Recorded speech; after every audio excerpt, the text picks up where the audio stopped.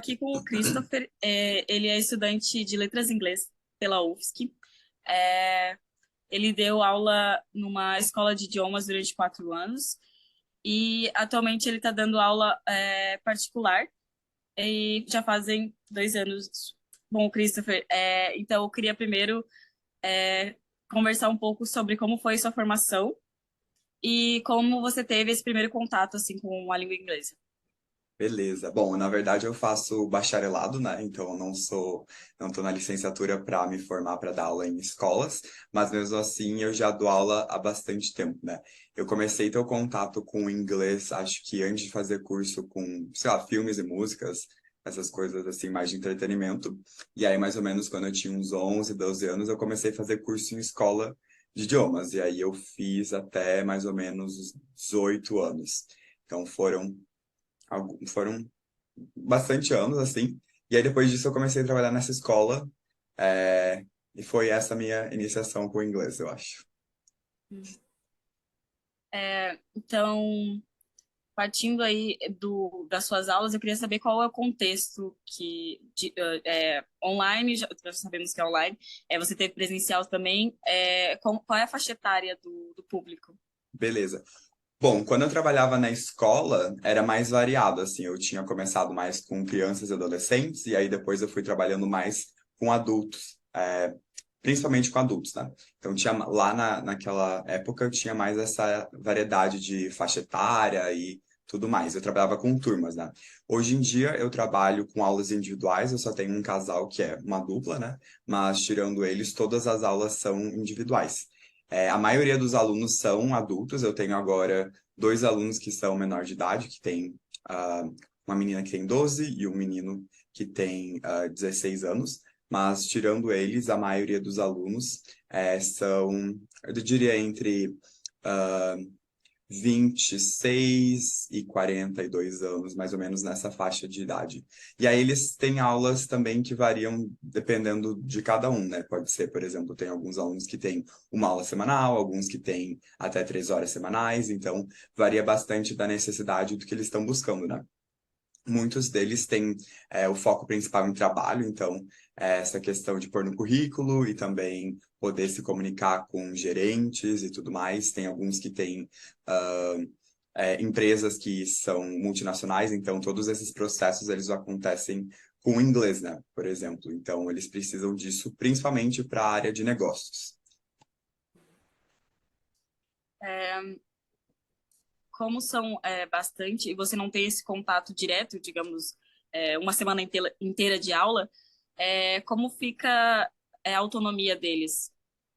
Beleza. Eu tento passar exercícios para eles, mas eu sei que tem muita gente que tem trabalho, faz algum outro tipo de pós-graduação, tem filho e tudo mais. Então, eles têm muita autonomia, porque eles são adultos, né? Eles já sabem disso. Então, nas aulas, né, a gente consegue conduzir de uma forma mais professor e aluno, mas também tem muito essa troca, mas eu não diria que eles são muito dependentes de mim em termos de exercícios em casa, por exemplo, né? Se você está trabalhando com adolescente, está trabalhando com criança, parece que tem mais essa cobrança. Muitas vezes eu passo exercícios, mas eles não trazem porque, tipo, não tive tempo, tive que estudar para a prova da pós, tive que fazer isso, tive que fazer aquilo, tive reunião, tive que cancelar a aula. Então, nesse contexto de adultos fazerem várias coisas assim, eu acho que não tem muito essa.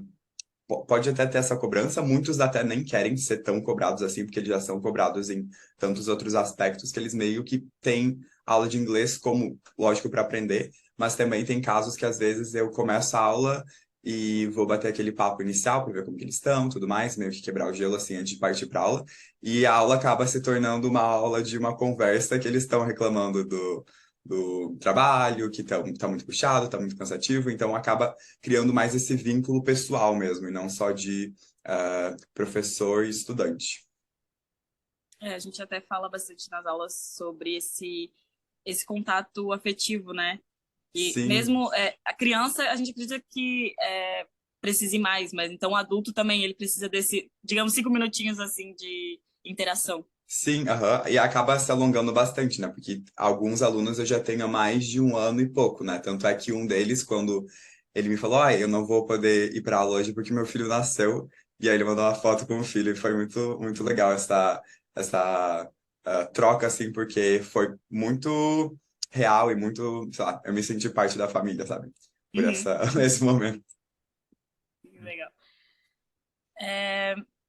Queria saber se você consegue assim citar alguns desafios sobre ensinar em sala de aula e ensinar online.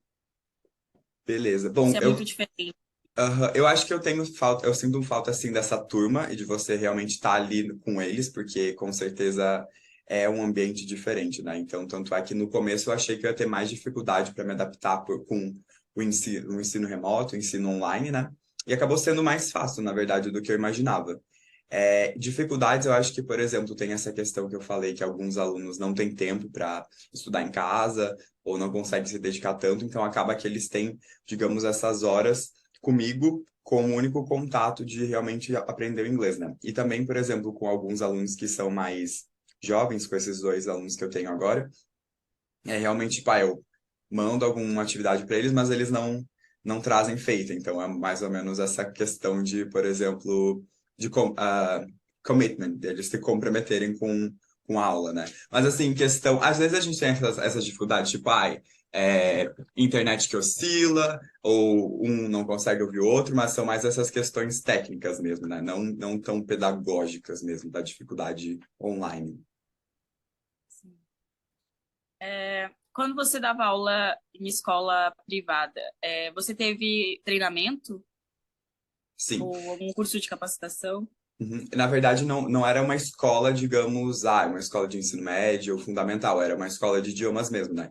Então a gente tinha o processo seletivo ele já começava com treinamento e também você tendo que dar aula para as coordenadoras, então tinha bastante essa questão de apresentá-las, trazer um feedback para a gente ir melhorando, e também tinha essa questão mais continuada, que era, inicialmente era toda semana, a gente tinha reuniões com todos os professores, e depois passou a ser duas vezes por mês, um encontro quinzenal, mas também tinha esses encontros individuais com o coordenador. Então a gente sentava, pegava as turmas e, por exemplo, via, o que que essa turma está passando, quem que tem dificuldade e tudo mais. Então tinha bastante esse acompanhamento pedagógico, né? O que hoje em dia eu já não tenho, porque hoje eu não trabalho para ninguém, então eu tenho que pensar em todos esses pontos. Mas na época eu sentia que eu tinha bastante acolhimento da escola em relação a esse ponto, sabe? Eles eram bem preocupados em ver se o aluno estava realmente progredindo, né?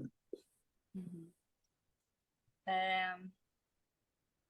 Em algumas aulas a gente viu a importância da responsabilidade social.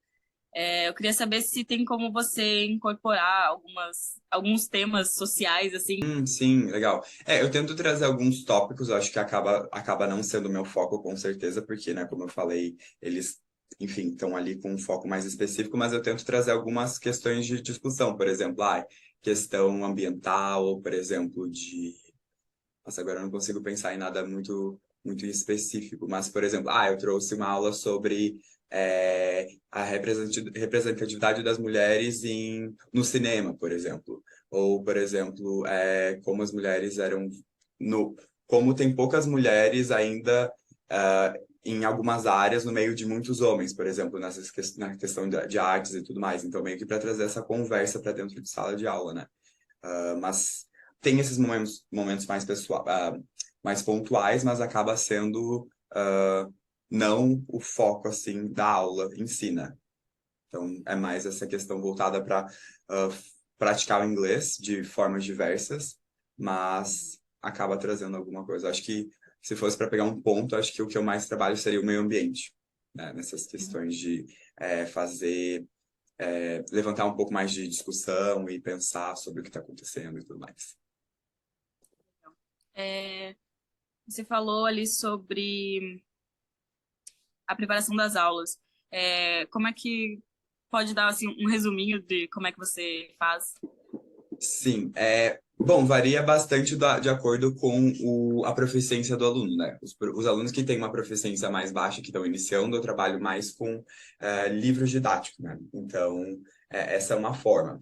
Com os alunos que estão mais proficientes, que eu já consigo trabalhar aula 100% em inglês, aí eu consigo ter mais um dinamismo um pouco maior. Então, eu posso trazer vídeo, posso trazer exercícios de listening, eu preparo também slides, então por exemplo, alguns slides são mais focado na gramática, alguns são para phrasal verbs, algumas coisas são, a gente assiste um vídeo e tem algumas perguntas de tanto comprehension questions, que é de compreensão, mas também de discussão. Então, eu tento trazer isso também para quem é mais iniciante, mas isso nem sempre é possível porque eles não têm esse arcabouço linguístico para conseguir, sei lá, debater sobre um vídeo de 5 minutos em inglês, né? Eles podem até assistir, mas tipo, não vão conseguir trabalhar tanto, né? Mas, claro, a maioria dos alunos que eu tenho, eles focam bastante em conversação, então eu posso trazer, sei lá, um tópico, trabalhar um pouco com um texto e a gente vai debater esse texto e apresentar o que eles pensam, o que eles acham legal, o que eles não acham e meio que fazer essa argumentação assim. Mas eu tento procurar também pedir bastante feedback em relação ao que eles gostariam de trabalhar e também se eles querem mudar o formato das aulas, porque eu tenho esse medo que vai acabar se tornando alguma coisa muito repetitiva. Então, por isso que eu tento trazer mídias diferentes, slide, livro, exercício de listening, vídeo, e eu também passo algum tipo de homework, que é responder algumas questões, ou trabalhar com um livro também que tem os próprios exercícios, ou também pegar material online, ou assistir um vídeo e na próxima aula a gente discute. Então, eu tento meio que juntar todas essas ferramentas para ficar uma coisa mais diversa e não tão cansativa, né? Não tão monótona. Legal. Ah, ali no teste, você faz algum teste no início, de proficiência, assim? Uhum. No início da aula, né? Sim, eu acabei esquecendo de falar, mas eu também dou aula em uma plataforma. Então, essa própria plataforma, ela já tem esse teste de proficiência, que não é necessário que o aluno faça, é por vontade própria. Então, tem ali que ele faz alguns exercícios das habilidades, né, gerais, seriam as 4 habilidades ali do speaking, listening, writing e reading. Mas também nessa primeira aula que a gente tem é mais essa questão de conversa. Como eu trabalhei na outra escola, a gente já tinha também essa questão de meio que um teste de nivelamento, né, para ver o que o aluno conseguia. Então acaba sendo mais por essa. Quando os alunos começam comigo mesmo, eles trazem bastante também o que eles sentem em relação ao inglês deles. Então muitas vezes eles têm, digamos, uma autoestima baixa. Em relação ao inglês, eles falam, eu não sei falar, eu não tenho, não consigo, e aí você começa a conversar com eles, você percebe que, tipo, não, ele realmente ou ela realmente consegue falar, né? É mais essa questão de achar que não consegue. Mas pensando em como trabalhar, acaba sendo mais nessa parte oral, para ver, por exemplo, como que eles conseguem entender, se comunicar, responder as perguntas. E aí a gente vai trabalhando isso nessas primeiras aulas, né? Meio que ver como eles estão e, dependendo do nível, fazer uma revisão geral e aí partir para alguns pontos específicos. Ou se é um iniciante mesmo, começar a trabalhar, digamos, do zero, né? Com esses materiais didáticos e ir fazendo essa sequência. Quantos alunos você tem? Ou quantas aulas você dá por semana? Acho que é melhor. Beleza. Eu acho que tem alguns alunos que são bem mais voláteis, assim, né? Tem alguns que têm aulas mais regulares, que são toda semana estão ali, com o mesmo horário e tudo mais. Tem alguns alunos que eles vão e vêm, então não dá para dizer que não dá para contar sempre. Mas eu acho que hoje em dia dá mais ou menos umas 30 entre 30 e 35 horas semanais, né? Eu trabalho de segunda a sexta em horários diversos, né? Meio que evitando ali os horários da aula da UFSC. E nos sábados também eu trabalho até o meio-dia. Então, entre 30 e 35 horas. Eu acho que é isso, então. Obrigada. Ok, Não muito sei se você obrigado. quer falar alguma coisa. Não sei. Não, acho que foi bem interessante essa reflexão. Eu achei bem legal. Fez eu pensar em alguns pontos, assim, que às vezes acaba sendo uma coisa muito rotineira. Você não para pensar muito, né? Ainda mais agora que não tenho, como eu falei, esse acompanhamento pedagógico, né? Então, antes a gente tinha mais essa questão de discutir, pensar nas aulas mais de uma forma geral, mas agora acaba sendo muito individual. Mas é isso. Obrigado. Então tá, obrigada. Tchau, tchau.